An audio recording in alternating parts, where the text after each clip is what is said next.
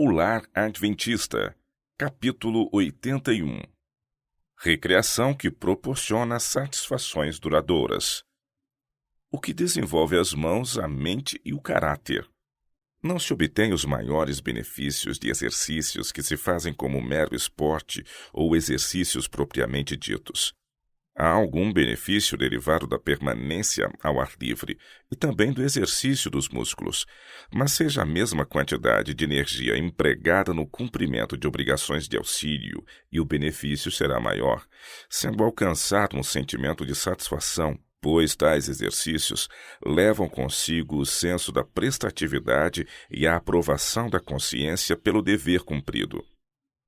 Deve-se despertar nas crianças e jovens a ambição de se exercitarem na prática de algo que seja benéfico a eles mesmos e um auxílio a outros.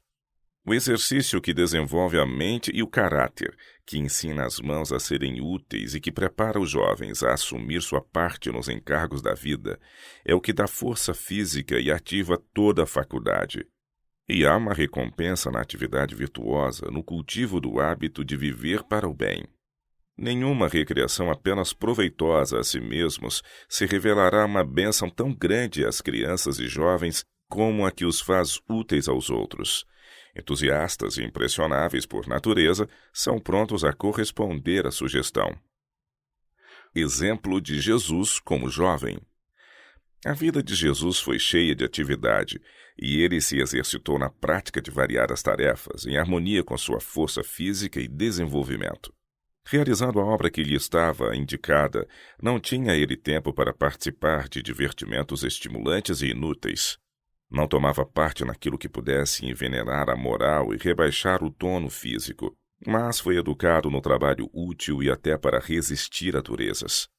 Em sua vida terrena, Cristo foi um exemplo a toda a família humana, havendo sido obediente e prestativo no lar. Aprendeu o ofício de carpinteiro e trabalhou com as próprias mãos na pequena oficina de Nazaré.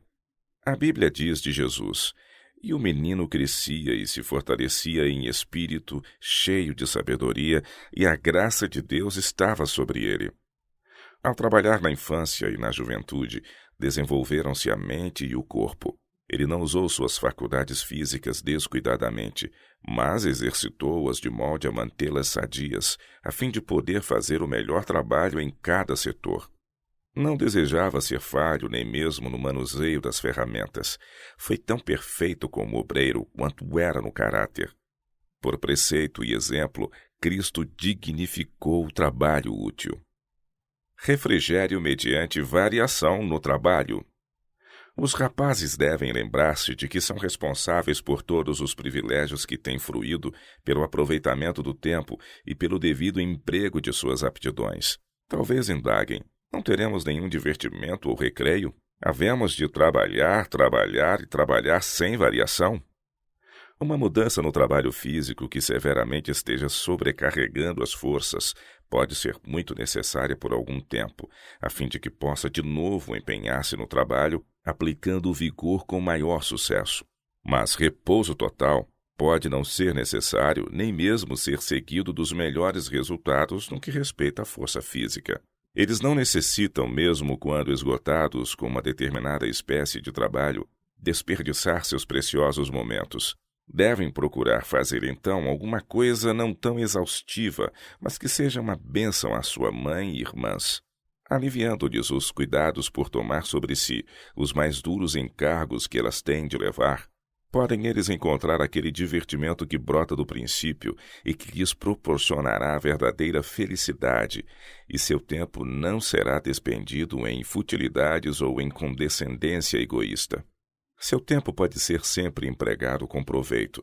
Eles podem ser retemperados com a variação e, não obstante, estar remindo o tempo de maneira que cada momento produza bom resultado a alguém. Muitos afirmam que é necessário para a preservação da saúde física dedicar-se a entretenimento egoísta. É certo que se requer mudança para melhor desenvolvimento do corpo, pois corpo e mente são refrigerados e revigorados pela variação. Mas este objetivo não é alcançado pela participação de entretenimentos tolos, com negligência dos deveres diários que se requer os jovens realizem. Um programa abençoado para os estudantes.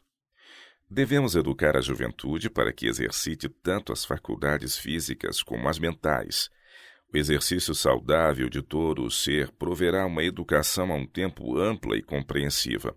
Tivemos um difícil trabalho na Austrália em educar os pais e a juventude segundo estas diretrizes, mas perseveramos em nossos esforços até que fosse aprendida a lição de que para conseguir uma educação que seja completa, o tempo de estudo deve ser dividido entre a aquisição de conhecimentos através dos livros e o assegurar um conhecimento de trabalho prático.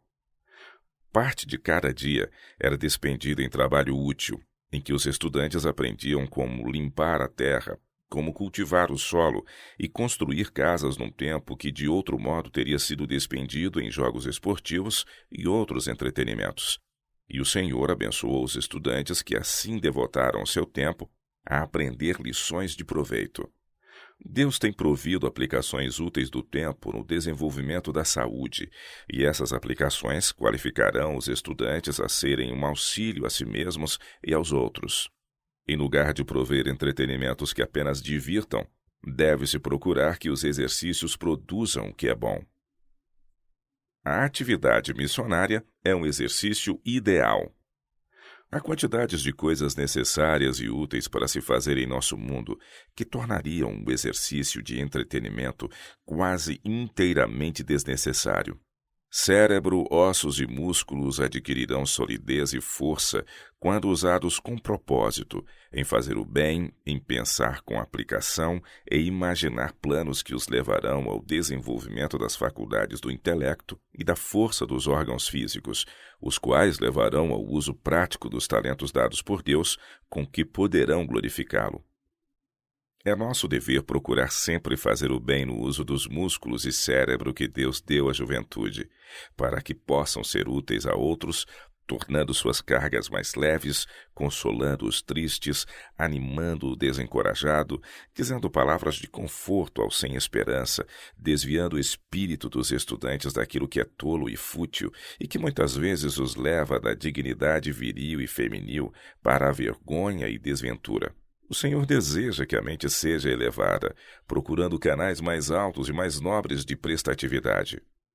A mesma capacidade de exercício da mente e dos músculos pode inventar caminhos e meios de alcançar mais alta classe de exercício, fazendo o trabalho missionário que os torne colaboradores de Deus, podendo ser educados para mais prestatividade na presente vida, realizando o trabalho útil, que é o ramo mais essencial na educação.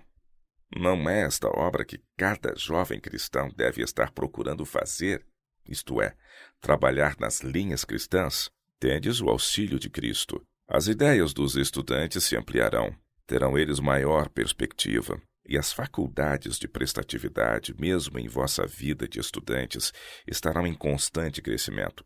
Os braços, as mãos que Deus deu, devem ser usados em fazer o bem que leve o sinete do céu, a fim de que possais no final ouvir: bem está, servo bom e fiel. Receita para os inválidos.